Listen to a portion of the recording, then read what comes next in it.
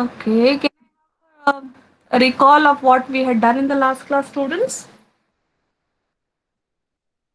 What we had seen in the last class? Can anybody tell me?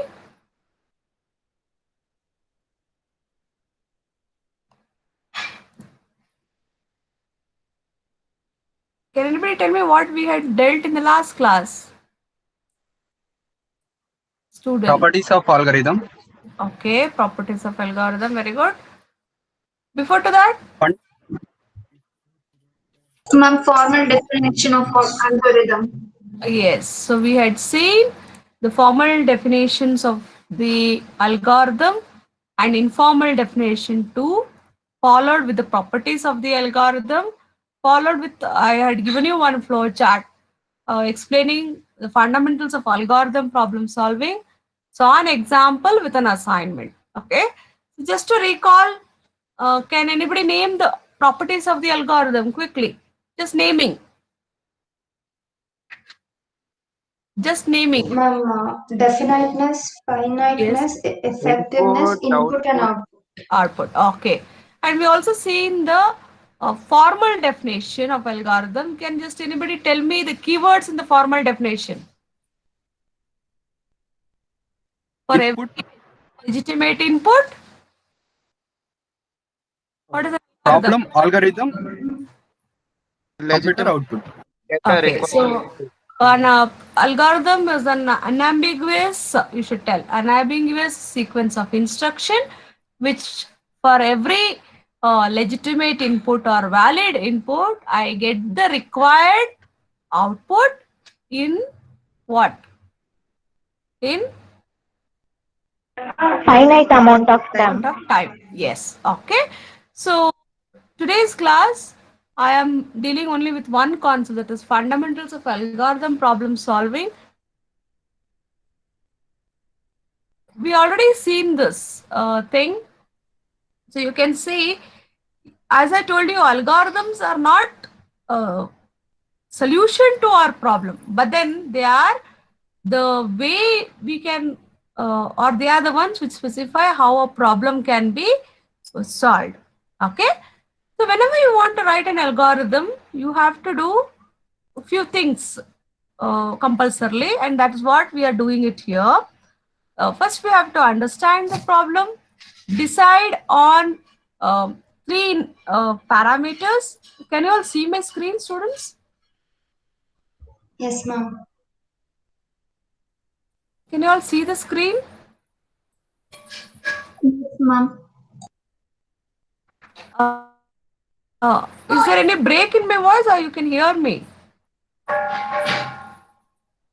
We can hear you, ma'am. Yes. Okay. So we have three parameters which we have to decide upon, something called as computational means. Okay. Computational means. And then um, between exact versus approximate solving, I'll tell you what are all these are, and algorithm design technique. Followed with that, we have designed the algorithm. So what is this designing? So we'll have to again think how we can design the algorithm, then proving the correctness, then analyzing the algorithm and coding the algorithm. This flowchart you have to remember. So in exam, they will ask you. Okay. So as I had already told you, we are dealing with design, then analyze, then implement. Wherein experiment we are not trying to deal with, but this is how the process basically goes. Okay. So let me first tell you the first step, that is understanding the problem. So what basically we do is, right? So before designing an algorithm, make sure that you understand what the problem is given. So whatever is the problem, okay. So for example, if I ask you write an algorithm for sorting, so what should you first and try to understand the problem? What is that you have to understand? Whether the sorting to be done is ascending order or descending order, whether sorting to be done is on integers or floats or characters or on strings. So you will have to gather some information about the problem and also problem size. So if I tell sorting, you should be able to ask me, okay, sorting on what problem input size? Okay, whether it is for 100 numbers or 1000 numbers, how much, what is the input size? So like this, you will have to first understand the problem given. So how do you understand the problem given? Asking questions. Suppose say if I give you a problem, definitely you will ask questions. If I give an assignment, you will ask me how do I do it, all those things, right? So by asking questions, then doing few examples by hand. So we'll have to do some examples by hand, right? Then check, okay, whether I would be able to design the algorithm. Next is about thinking about special cases. What is a special case? Say, for example, I will ask you to find GCD of two numbers. So what is a special case that you should talk about is whether if the number is having negative numbers. Try to understand. How do I find the GCD? So thinking about special cases. When I give sorting, you should also think about when I give negative numbers, whether does it sort properly. Okay, so like that, you have to think about the special cases when you are doing the first step called as understanding the problem. Okay, and I want to introduce one special term here which we'll be using throughout in the next classes. Input to the algorithm is also called as instance of the problem. Try to understand. It's the same thing. When I tell input, input is nothing but an instance of the problem. Okay? Okay? That the algorithm solves. Are you understanding, students? So instance of the problem is nothing but the input. So when I tell this, it's also important to specify the range of instances the algorithm needs to handle. Very important. So when I tell sorting, so I should tell it should handle integers, it should handle float, it should handle the characters and its range when I tell the size. Okay, so all these things I have to specify when I try to understand the problem, or I should know all these things when I try to understand the problem. Okay, see, if I don't clearly know what are the range of instances the algorithm needs to handle, okay, so what will happen is your algorithm may crash for some of the inputs, because suppose say if I give sorting only on integers and numbers, it may not work on characters. So we don't know, it may or may not work. Sometimes it will crash in sense the algorithm may not work properly, right? So you have to think on the instances of the problem on which the algorithm works. Very important. A correct algorithm, when I tell, is not the one that works most of the time, but is a one that works for all legitimate inputs. Just try to understand. So when I tell an algorithm is correct, means it's not the one which works most of the time giving me a wrong answer. So it should work well, giving me the right answer for all valid inputs. This is all the points which you have to keep track when I am dealing with understanding the problem. Next is about decide on. So decide on, as I said, there are three parameters. You can just see here: computational means, exact versus approximate solving, algorithm, design technique, right? What does it decide upon? The computational device, the capabilities of the computational device. What does this meaning is? You all know that when you write an algorithm, how do I feed, how do I make my algorithm work? By writing what? What do I write? If I want my algorithm to work, program. And where do I feed my program? Do I write the program and keep quiet?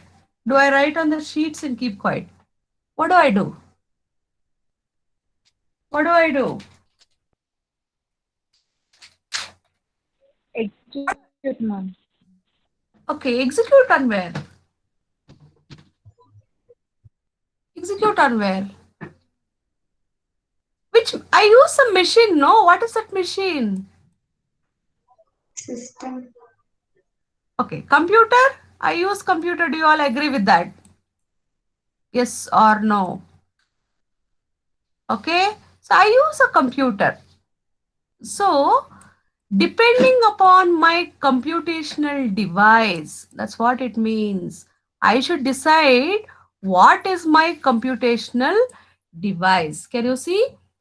That's what it means. Decide and computational means. So we all know that we are working on computers. Okay. And all the computers that we have, right, to be programmed for the computer. All the computers that we now have, they are the ones which work on, one second.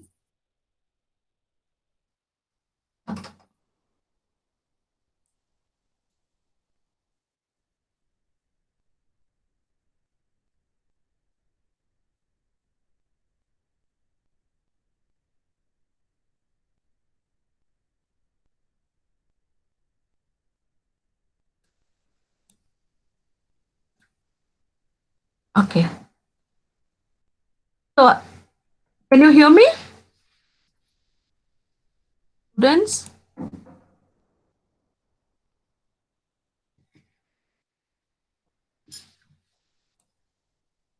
Can you hear me? Yes, ma'am. Okay. So we are already, as I told you, the most of our algorithms which we use today are still destined to be programmed for computer. That means to say all the algorithms that we write, the final destination to all my algorithms that we write is to be programmed for a computer. Simply we will not sit and write the algorithm. Okay. And the computers that we are using, all the computers will follow one computer architecture called as von Neumann. I hope you would have remembered this anytime in your previous semesters. So von Neumann architecture, they follow a von Neumann architecture. What is a von Neumann architecture is the statements that you write in your program are executed sequentially. Means how the statements are executed in your programs? Sequentially means what? What does the term sequential mean? Students. Sequential means what? Someone has to speak. Sequential means what? One after other, ma'am. One after the other. So all your statements, suppose if you write in a program 1,000 statements, it will be executed one after the other. That's the how your computer architecture is designed. So if you have such computers, the algorithms that you write, okay, to be implemented on them, we call it as sequential algorithms. What are sequential algorithms? The algorithms which gets executed on the machine, right, which is a sequential one. So that is our normal computer. Similarly, we also have parallel computers, okay, wherein if I have 1,000 instructions in my program, okay, so five, say for example, 50% will be executed on one processor, 50% will be executed on the other processor. Okay, multiple processors will be, which we call it as a parallel computers.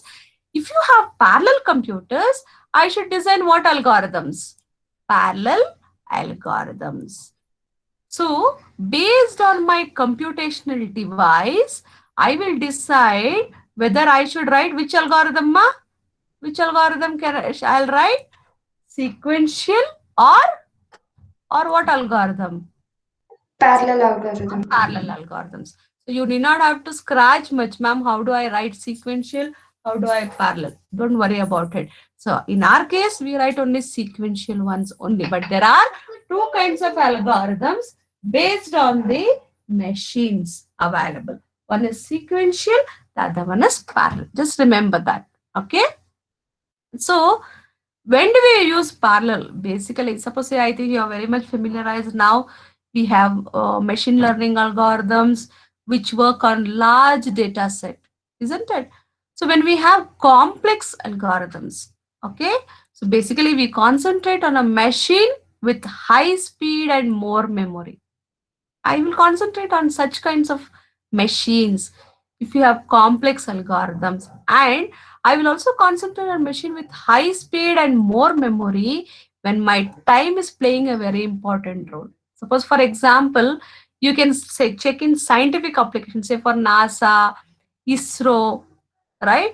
They will have very high-end system because for them time is critical.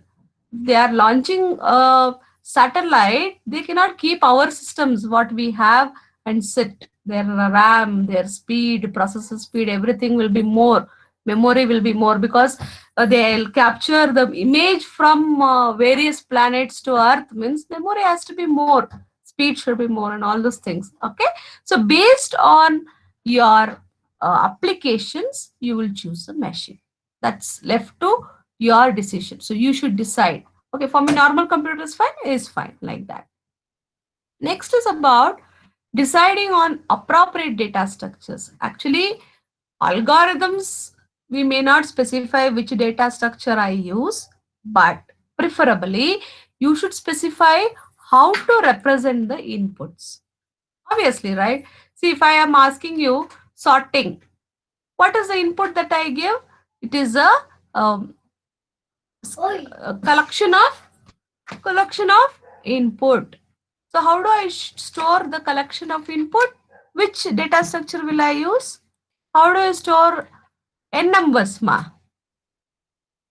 How do I store n numbers, students? How do I store n numbers? Array, ma'am. Array. So I will use an array, very simple. So what I will do is, I will tell I am using an array to store my n numbers. Are you understanding? So specifically, we will not concentrate more, but it is better if you concentrate more on the data structures, wherein using that you will be specifying the input. So wherein the formula is like this. If I give algorithm along with my data structures, it's equivalent to writing a program. Wherein program I will write using a programming language. Just try to understand this. Next is about deciding on algorithm design techniques. Okay. And deciding also on methods of specifying an algorithm. Very important. So algorithm design technique, as I told you, it is a strategy or a paradigm or a general approach for solving problems algorithmically. Try to understand. It's a general approach for solving the problems algorithmically. So each and every one has an approach to solve. For example, see if I give you a problem of doing something, isn't it? So everyone will have their own way of solving the problem. Similarly, algorithm design technique will follow one approach. Using that, you will solve wide variety of problems from different areas of computing. Remember. Okay, so as I told you, there are various design techniques. Just try to remember. Brute force approach, we'll see later in detail. Remember this, brute force approach, divide and conquer, greedy method, decrease and conquer, dynamic programming, transform and conquer, and backtracking. So it is now the time for you to decide which I should use.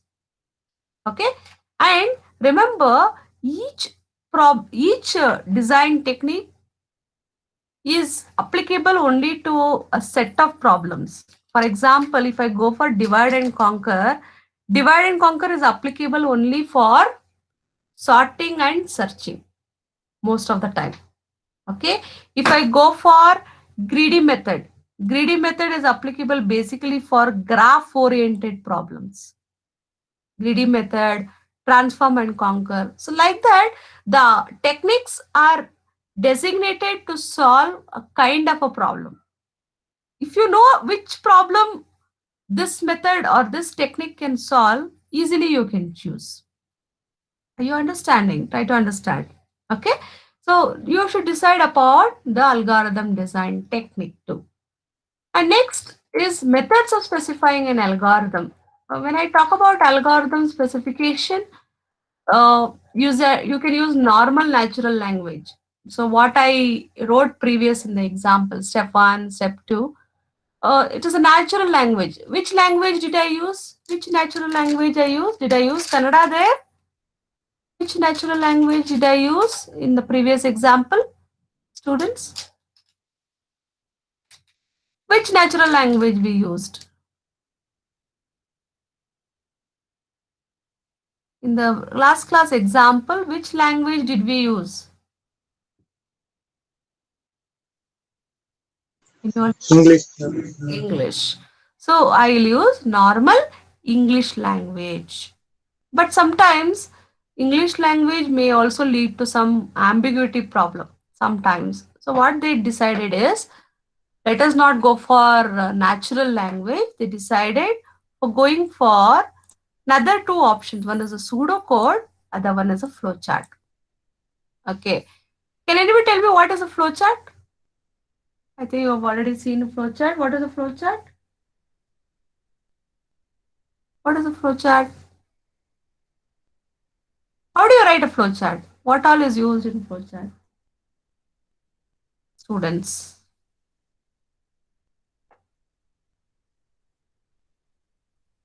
What is a flowchart?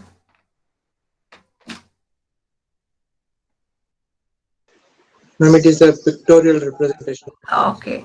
It is again step-by-step procedure of solving a problem in pictorial fashion of representing. Okay.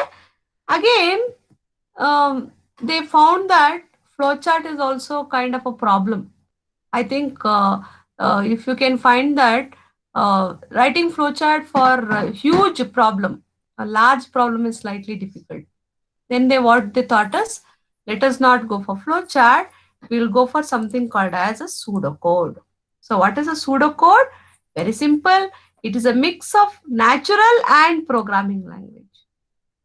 Mix of natural and programming language. So I'll use bit of English, bit of programming constructs, right? For writing my pseudocode. Better than natural language. Okay. So flowchart is nothing but expressing the step-by-step procedure by using geometric shapes, right? Okay. So it is a bit inconvenient for large problems. So we go for pseudocode.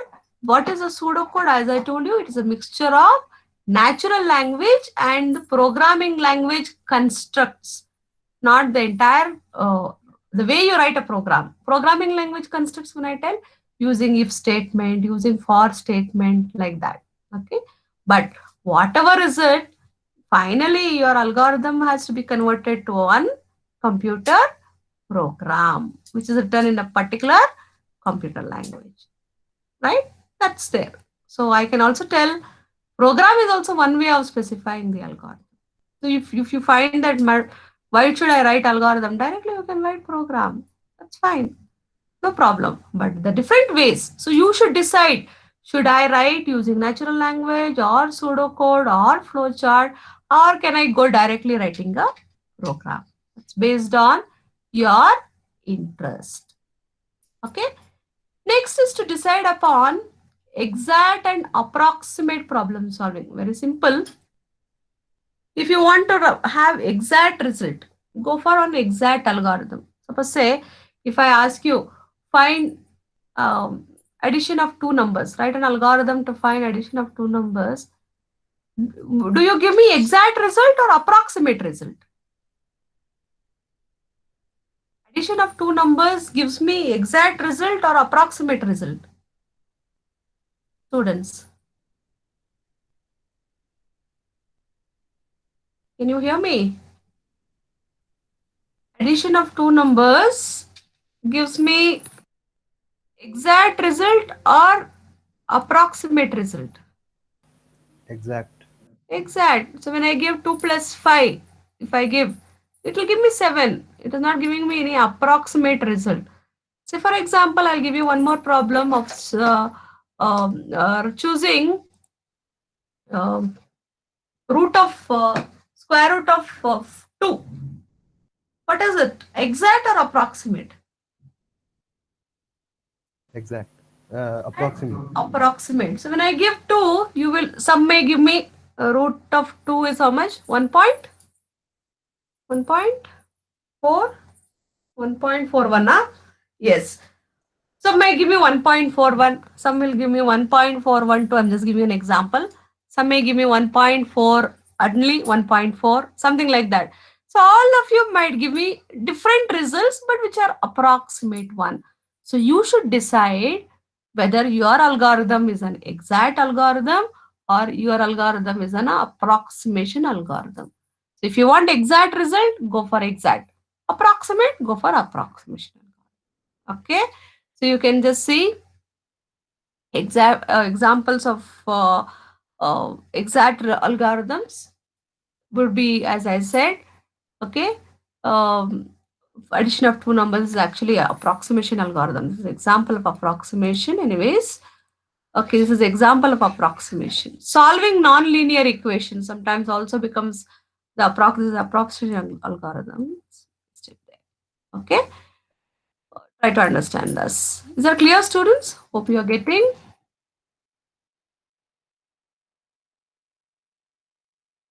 Yes.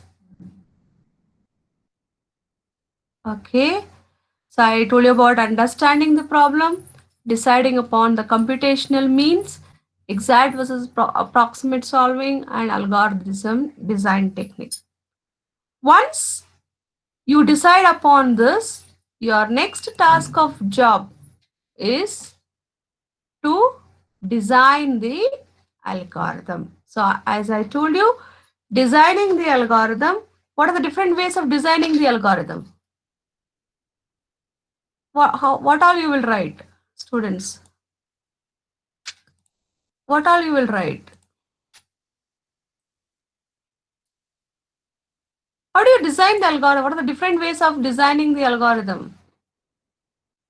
Pseudocode flowchart. Yes, pseudocode, flowchart, or using natural language. Okay, depends on the user, I'm telling you, right? So you will design the algorithm whatever way you want. Okay, and then once the designing is done, you will have to prove the correctness. Very simple. Prove the correctness, as I told you, you have to check whether the algorithm gives me the required output in finite amount of time for all my legitimate inputs.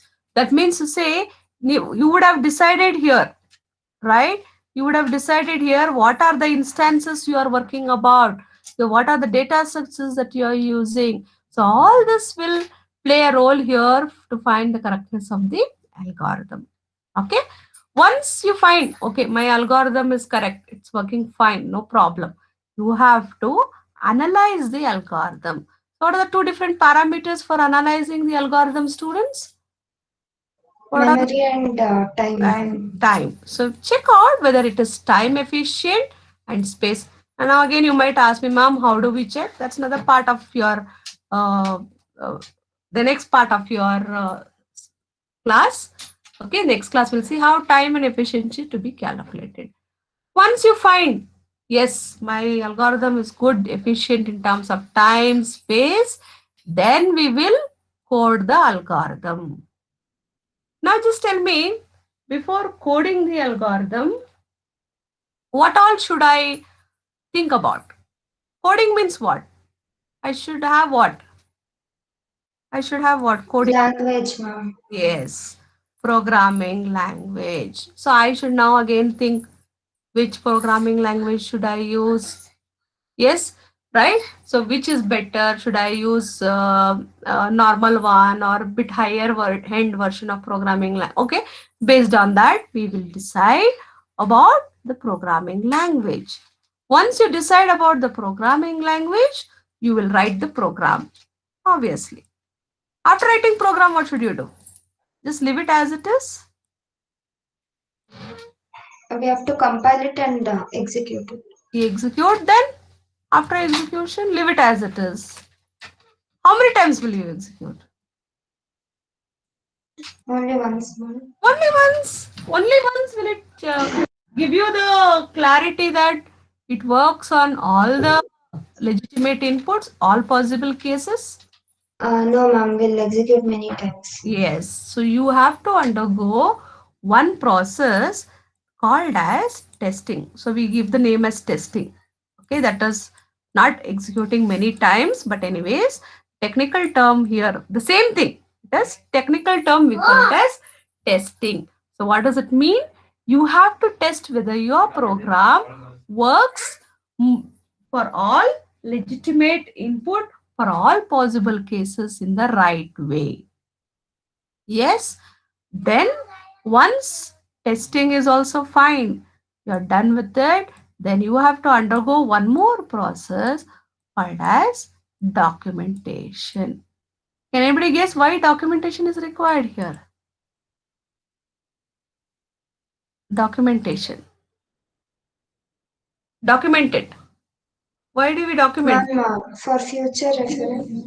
Yes, so you have to write appropriate documentation. So not only for future reference, also for others to refer.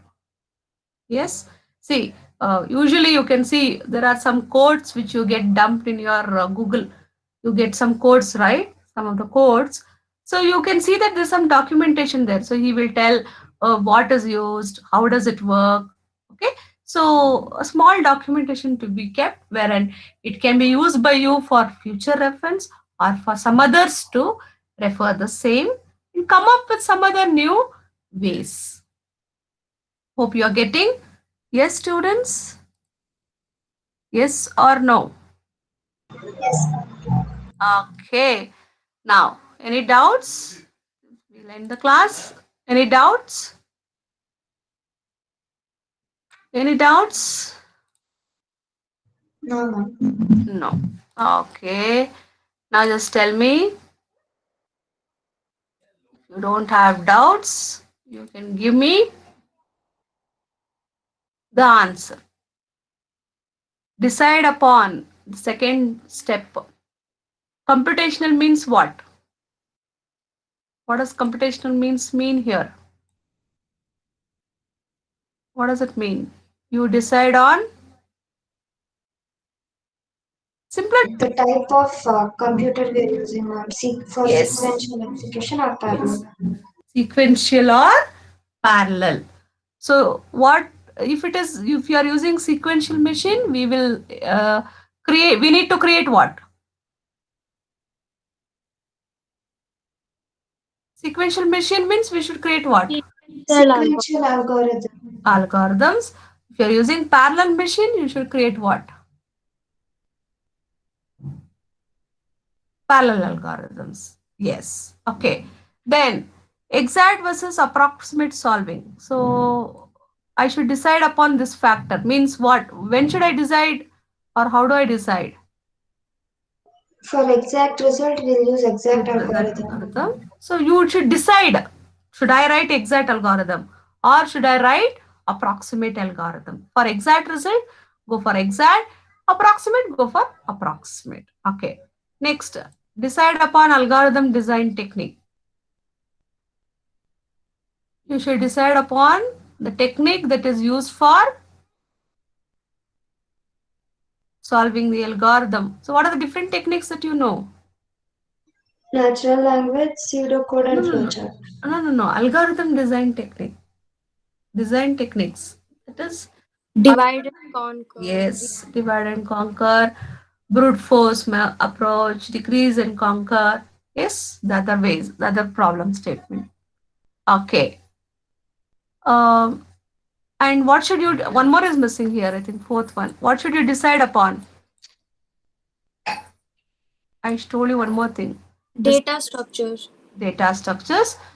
So why should I depend upon? Why should I decide on data structures? To represent what? I need data structures. To represent Inputs, ma'am. Inputs. Okay. So inputs to the algorithm gets special name as what? Instance. Chances. Very good. Okay. So designing the algorithm. Designing the algorithm. Ma'am, what is the fourth one, ma'am? Fourth one is data structures. No, Okay, only data structures. only data structures. You will decide. That's all. See, you will just, yeah, here it is data structures. That's not there here. So as well as I have told it, data structures. Okay. So decide on four things. Computational means which type of computer you are using, exact versus approximate, design technique, and which is your data structure. Then you design the algorithm. So what is that you use for designing? You design whether using flowchart or pseudocode or natural language. Out of all these three methods, which is better? Pseudocode. Pseudocode. So what is a pseudocode? It is a mixture of Programming knowledge. Programming language. yes, natural language and programming language. So don't get confused. Pseudocode is not like your program. It is mixture of these two things, which looks like a natural language. Okay. Ma'am, Huh. what this methods of specifying an algorithm that also Huh. comes under deciding on only, ma'am. Yes, deciding only. So That it has also. 5 points in it totally. Yes. 5 points. Using that, you will go for designing the algorithm. The way you will decide which method you want to specify. Okay. Whether it is natural language or pseudocode or flowchart, you will decide there. Then you will come to the next step and design using the same. Okay.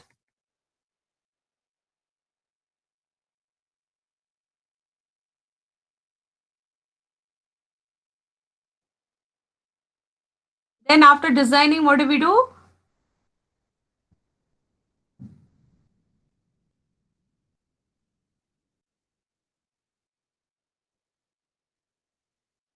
Okay, after designing, what do we do, students? Quickly.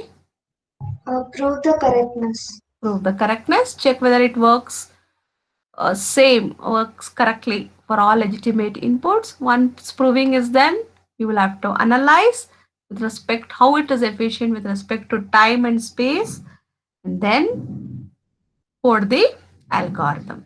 Okay, so coding again, you will decide which programming language you need, then you do proper appropriate testing, then you will do the documentation required. Is that clear? Yes or no, students? Yes, ma'am. Ma'am, Yes, Janvi. in prove the correctness, it is checking manually if the algorithm is right or wrong. Yes. Checking manually whether your algorithm gives you the input correct or wrong. Checking manually because you cannot execute algorithm, isn't it? So you will check manually how whether it is the logic that you have written gives you the right output. That is your effectiveness, tracing out the algorithm on a piece of a paper.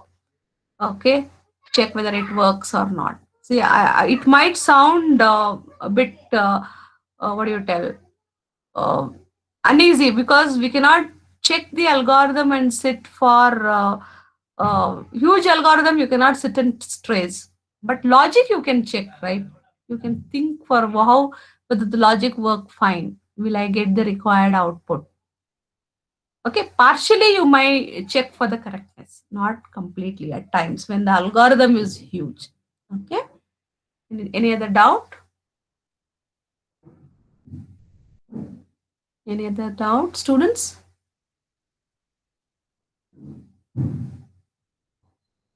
No? Can you hear me? No, ma'am, no doubt. No, ma. Okay, so almost we have covered as of now 2 questions. First question is, what is an algorithm? Give the formal and informal definition, and the properties. So first question, which is usually asked for 6 marks. Second question is fundamentals of algorithm problem solving. So that is also asked sometimes for 6 or to 8 marks. You have to give neatly the flow chart, explain each and every point, giving technical terms. Remember, give technical terms. Don't give haphazardly, don't write anything, give technical terms. Okay, based on that, you can do it. Any doubt, students? Will you share the PPT now? Yeah, I'll share it. I think let me complete one more topic. So I'll share the notes also. I'll put it in the Google Classroom. Yeah, it'll be in the Yes, ma'am. yes. I'll post whatever I have. I'll post it in the Google Classroom. You can check it out. Syllabus, soft copy of the textbook, PPTs, but it will be getting updated. Okay, from module 2 I have PPTs. But module 1 I have to do with the updation, but you can refer it. As and then I update, I'll post it. Not a problem. Okay. So everything I'll Yes, just ma'am. syllabus, textbook, soft copy of the textbook, notes, and other things you can refer by tomorrow. By end of tomorrow, I will post by 4 p.m. Okay, you can go through. Any doubts, ma? Hope it is clear. Okay.